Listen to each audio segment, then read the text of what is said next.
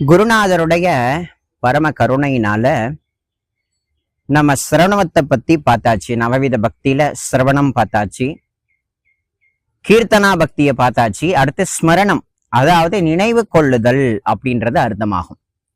இதெல்லாம் யாரு நமக்கு இப்ப விவரிச்சுக்கிட்டு இருக்கா அப்படின்னா, பாபா தன்னை நோக்கி வந்த எத்தனையோ அடியார்களை ராதா கிருஷ்ணமாயி அம்மா வாழக்கூடிய ஷாலாவுக்கு அனுப்புறாரு. அங்க பாபாவால அனுப்பப்பட்ட அடியார்களுக்கு அம்மா ராதா கிருஷ்ணமாயி அவர்கள் நவவித பக்தியினுடைய தெளிவார்ந்தமான விஷயங்களை எடுத்து சொல்றாங்க. அதைத்தான் இப்ப நம்மளும் முடிந்த அளவு கொஞ்சம் அப்சர்வ் பண்ணி உள்வாங்கி நம்ம எடுத்து சொல்லிட்டு இருக்கோம். இப்ப ஸ்மரணம், அதாவது நினைவு கூறுதல் அப்படின்றது அர்த்தமாகும். ஒரு உன்னதமான ஒரு பக்தன், உலகளந்த பெருமானே குருநாதன் சொரூபத்துல வந்துட்டார். அந்த குருநாதனுடைய விஷயங்கள், அதாவது சிரவணம், அந்த குருநாதரை பத்தி அவன் கேட்கிறான்.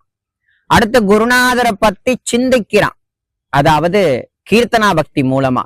அடுத்ததா குருநாதனே நினைவு கூர்ந்து கொண்டிருக்கிறான், அதாவது நினைத்துக் கொள்கிறான். இது எப்படி உங்களுக்கு புரிகிற மாதிரி சொல்லணும் அப்படின்னா, ஷிரடிக்கே நம்ம இது வரைக்கும் போலன்னு வைங்களேன். ஷிரடியில தான் குருநாதர் வாழ்ந்து கொண்டிருக்கிறார் அப்படின்ற ஒரு பாவத்துல ஒரு பக்தன் இருக்கான். பாபா எங்கேயோ இருக்கார், ஆனா அவனுடைய சிந்தனை முழுக்க பாபாவுடைய சிந்தனையாவே இருக்கு.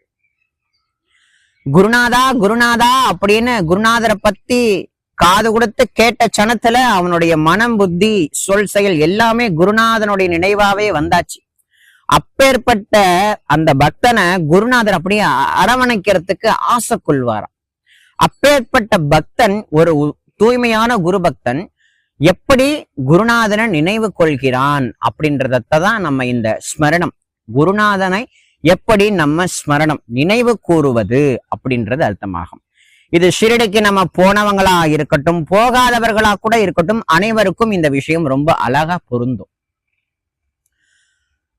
குருநாதரை பத்தின சிந்தனையே மூழ்கி போய் குருநாதனுடைய விஷயங்களையே மனதில ஏற்றி கொண்டு ஒரு பித்து பிடித்த நிலை கொண்டு இருக்கான் அந்த பக்தன். குருநாதர் எந்த திசையில இருக்காரோ அந்த குருநாதர் திசையை பார்த்து குருநாதா அப்படின்னு நமஸ்கரிக்கிறானா. குருநாதர் தென் திசையில இருக்கிறார் அப்படின்னா பக்தன் அப்படியே சாஷ்டாங்கமான நமஸ்காரம் பண்ணி, குருநாதா உன்னுடைய நீ இருக்கக்கூடிய திசையை நோக்கி நான் நமஸ்கரிக்கிறேன்ப்பா, என்னுடைய வணக்கத்தை வந்தனத்தை நீ ஏற்றுக்கொள்ளப்பா அப்படின்னு மனதார உருகிறான் அந்த பக்தன். அந்த பக்தன் உருகிறச்ச இங்க குருநாதருடைய ஹிருதயம் அப்படியே உருகி போயிடுமா. அப்புறம் என்னன்னா, அந்த பக்தன் என்ன நினைக்கிறான் அப்படின்னா, குருநாதர் மேலப்பட்ட அந்த காத்து நம்மளுடைய வீட்டுக்குள்ள வராதா அப்படின்னு ஏங்குறானா. குருநாதர் மேலப்பட்ட காத்து நம்ம வீட்டுக்குள்ள வராதா அப்படின்னு அவன் ஏங்கி தவிக்கிறானா. அந்த தருணத்துல ஷிரடின்ற ஊர்ல இருந்து ஒரு பக்தர் இவனுடைய இடத்தை நோக்கி வரார் அப்படின்னா, நீங்க இங்கிருந்து வரீங்கன்னு கேட்ட உடனே நான் ஷிரடியிலேருந்து வரேன்னா உடனே அந்த அடியவர் காலில் வீழ்ந்து சாஷ்டாங்க நமஸ்காரம் பண்ணி குருநாதா குருநாதா குருநாதான்னு சொல்லி அலண்டு புரண்டு, நான் ஷிரடிக்கு போக முடியல, ஆனால் அந்த குருநாதன் உங்க ரூபத்துல இங்க வந்துட்டாரேன்னு சொல்லி வந்த அடியவரையே குருநாதரா பாவித்து அவருக்கு நமஸ்காரம் பண்ணி வந்தவர் அப்படி கவனிக்கிறாராம். குருநாதனே வீடு தேடி வந்தாருன்னா எப்படி கவனிப்பாரோ அந்த மாதிரி குருநாதனே அமைச்சு வைத்ததை போல இருக்குதே அப்படின்றத பாவித்து கொண்டு அந்த அடியவர் அப்படி விழுந்து விழுந்து கவனிப்பானா. குருநாதரை பத்தி, குருநாதர் எப்படி இருக்கார், குருநாதர் சாப்பிட்டாரா, குருநாதர் எந்த நிலையில இருக்கார், குருநாதருடைய கீர்த்தி என்ன, அவருடைய மகத்துவம் என்னன்னு அப்படின்றத கேட்டு கேட்டு கேட்டு கேட்டு அந்த எப்படி ஒரு கன்று கட்டிருக்கு, பசுமாடு அங்க கட்டிருக்கு, எப்படா அவுத்து விடுவாங்க, எப்படா அம்மாட்ட போவோன்னு தவிக்குது பத்தியா. அத போல எப்படா இந்த சம்சார வாழ்க்கையை நம்ம விட்டொழிக்கும், எப்படா குருநாதனுடைய சரணத்துல ஓடி கட்டிப்பிடிச்சு குருநாதனுடைய ஐக்கியமாவோன்னு அந்த குரு பக்தனுடைய மனது ஸ்மரண நினைவு கூர்ந்து கொண்டே இருக்குமா. அது எல்லாவற்றையும் காட்டிலும் எப்படி ஒரு கணவன் ஒரு வீட்டுல இருந்து வெளியூருக்கு பயணம் பண்ணி போறாரோ, அவர் போனதுல இருந்து திரும்பி வர வரைக்கும் அந்த மனைவியால் நம்மளுடைய சிந்தனை பூர்ணமா கணவனை பத்தின சிந்தனையாவே இருக்குமோ, அத போல இந்த பக்தனுக்கு குருநாதனை பார்த்தானோ தரிசனம் பண்ணானோ இல்லையோ, ஆனாலும் குருநாதரை திரும்ப எப்ப பார்ப்போம், குருநாதரை எப்ப பார்ப்போம், குருநாதருடைய திருவடியை எப்ப சேவிப்போம், குருநாதரை எப்ப ஆலிங்கனம் பண்ணிப்போம், குருநாதருடைய வாக்குனால ஒரு அமுதமான மொழிகள் வராதா, அந்த அமுதமான மொழிகளை நம்ம அழகா ஏற்றுக்கொண்டு நம்மளுடைய வாழ்க்கை குரு பக்தியில மூழ்கி குருநாதனுடைய சரணாகத விந்தகத்துல அப்படியே மூழ்கி விட மாட்டோமா அப்படின்னு அந்த பக்தன் ரொம்ப தவிக்கிறானா. அந்த பக்தனுக்கு அப்படி ஒரு தவிப்பான். எப்ப பார்த்தாலும் குருநாதனுடைய ஸ்மரணையிலேயே இருக்கக்கூடிய பக்தனுக்கு அந்த ஞானம்னு சொல்லக்கூடிய ஒரு உயர்ந்ததான விஷயம் வேலைக்காரனா வந்துருமா.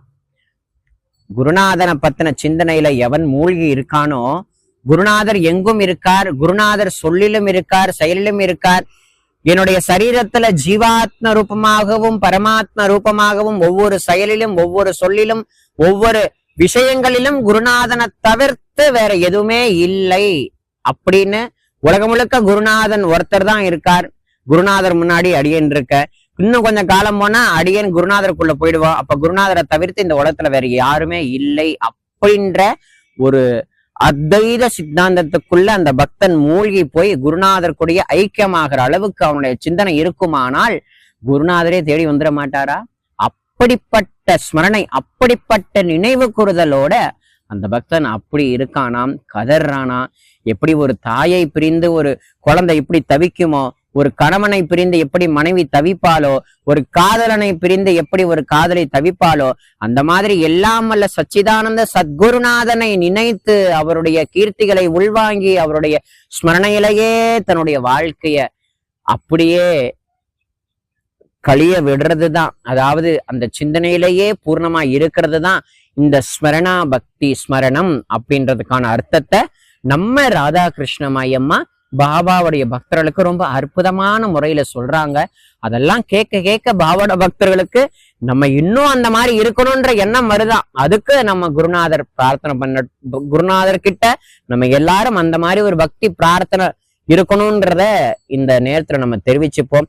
என்னைக்கும் குருநாதர் கிட்ட இந்த மாதிரி ஒரு பாவம், இந்த மாதிரி ஒரு பக்தி எங்களுக்கும் எப்ப குருநாதா நீ அருள் செய்ய போற அப்படின்னு பிரார்த்தனை செய்வோம். குருநாதரும் இதை நமக்கு எல்லாம் கொடுத்த ஜெகத் மாதாவும் அந்த அருள் செய்யட்டும். ஓம் சாய்ராம்.